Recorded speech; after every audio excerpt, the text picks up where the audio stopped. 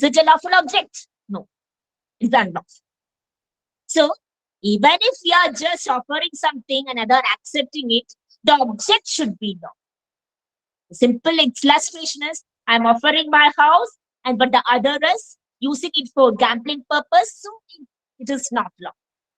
So the same thing, section 23, here also applies. The object should be lawful. So what makes an object unlawful?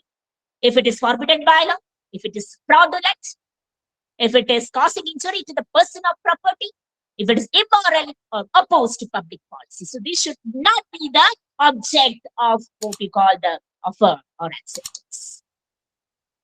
So the next is, so we have said lawful consideration, lawful object. Next is, it should not be that which is declared void by. So whenever we are making an offer or the person is accepting, it should not be one that is declared void by law. So what makes it void by? Simple example. I'm just offering some amount to Sophia. And my condition is, you should not marry in your lifetime. So that could not be. So it is not, actually it is void. So that agreement is void. So that is dealt under section 24 to 30. What is declared void? Any sort of agreement that restrain marriage, any sort of agreement that restrain trade, any sort of agreement that restrain legal proceedings.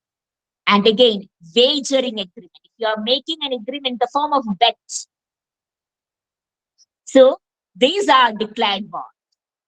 But suppose I am just asking Alexi that I'll give you some amount, you should not engage in any sort of trade. Or another, Bhupesh, I'm just entering into an agreement and asking that you should not file a case against me. You are restraining the legal proceeding. Or we are making some sort of bet. So these are something that is declared void. So such cannot be done. So nothing should that should. So what is that? Actually, it should not declare void by law. So what makes the void or void? What makes such sort of agreements void? That's the question here. That is, anything that restrain marriage, any sort of agreement that restrain legal proceeding, any sort of agreement that restrain your trade and wagering agreement. Next is certainty of meaning. Very important. Whenever you are just entering into an agreement, that should be certain, specific, clear, unambiguous, and genuine.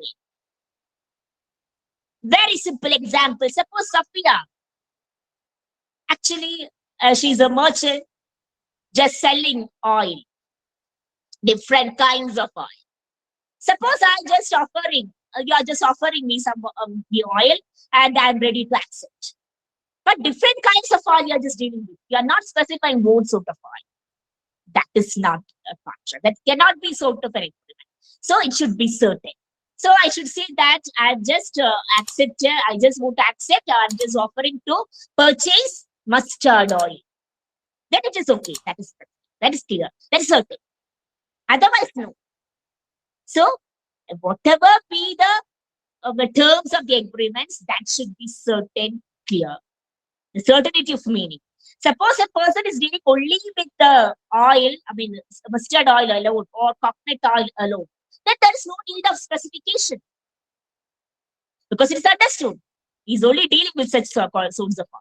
He is dealing with variety of these things and you have to specify what you are just going to purchase or what you are going to sell. That is certainty. Another is possibility of performance. There should be possibility of performance. Suppose a person says that I'll just run 200 kilometers in an hour, or I'll bring some gold from sun. Is it possible? So that should be served. The terms of the agreement should be something you can do it. It should not be something that is impossible to perform. It should be something that is possible to perform. Another is legal formalities. Whenever you are just entering into an agreement, for a simple example, if in the case of a time-bound debt, a debt You are just paying after the time. Or then, in the case of sale of immovable property. Immovable property and time-bound debt all, you just enter into an agreement, the terms of the agreement, you just have to write the agreement and should have registered. If these formalities have not been complied with, of course, it is not an agreement. That is not enforceable. So in the case of sale, or we have to have a writing, agreement in writing, not only agreement in writing, but it also has to be registered. If that formalities have not been complied, this agreement is not enforceable. So it is not a valid contract at all. So these are the points you have to remember. So the thing is, there should be a proper offer and proper acceptance. Got it? I think so.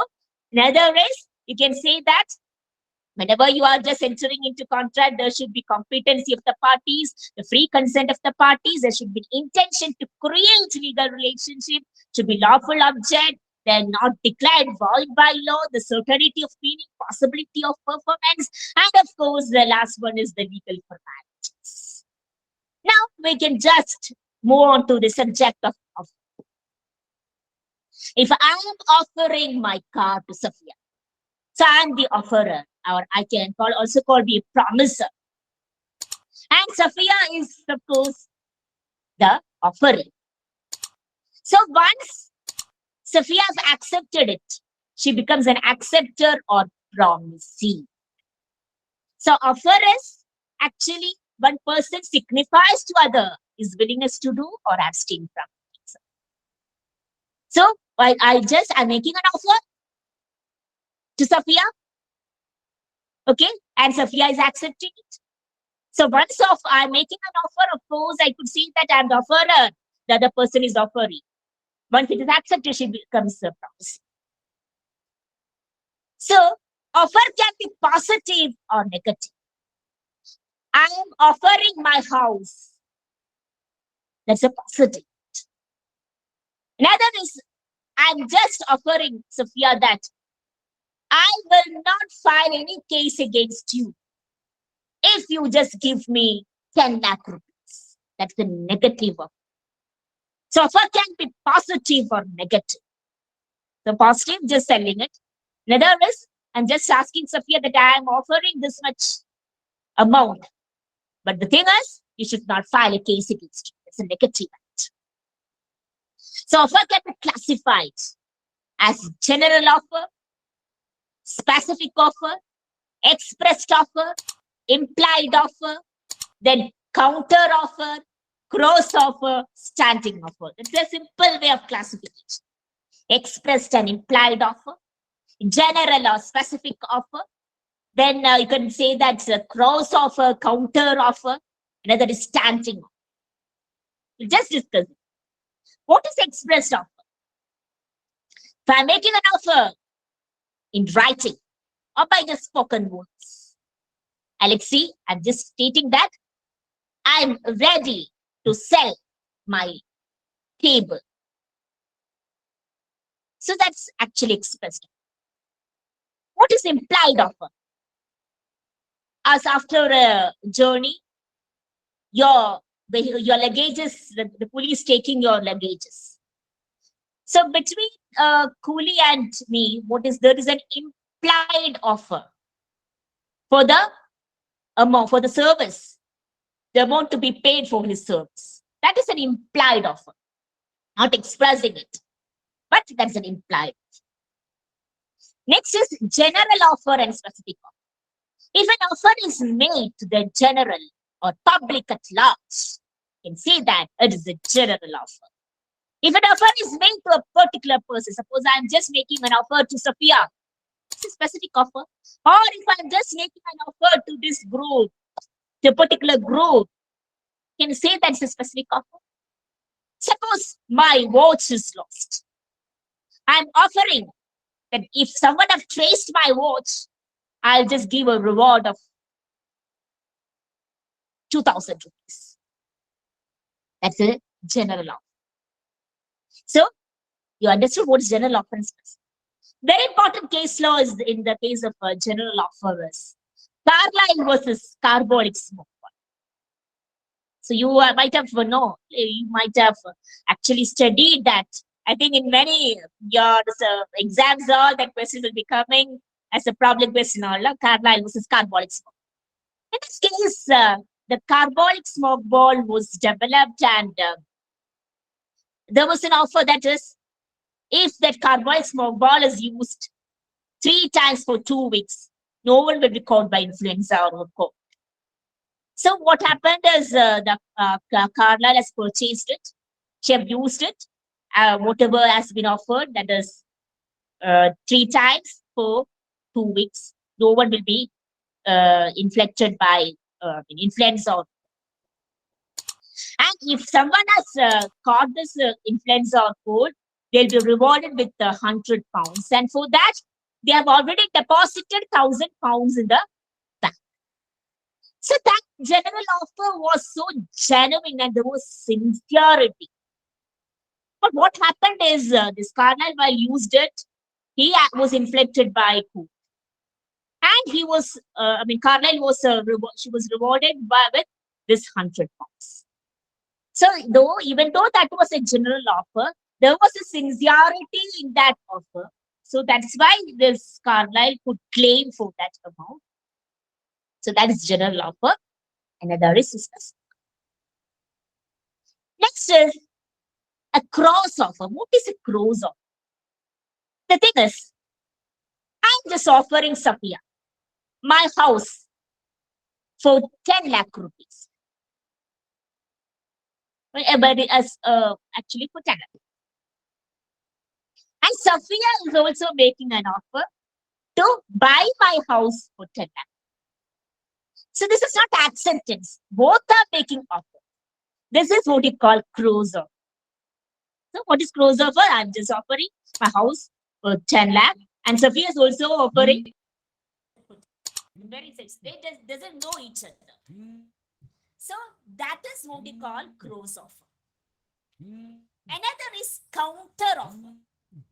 Counter offer means, suppose I'm just offering Safiya my whole 3 lakh rupees.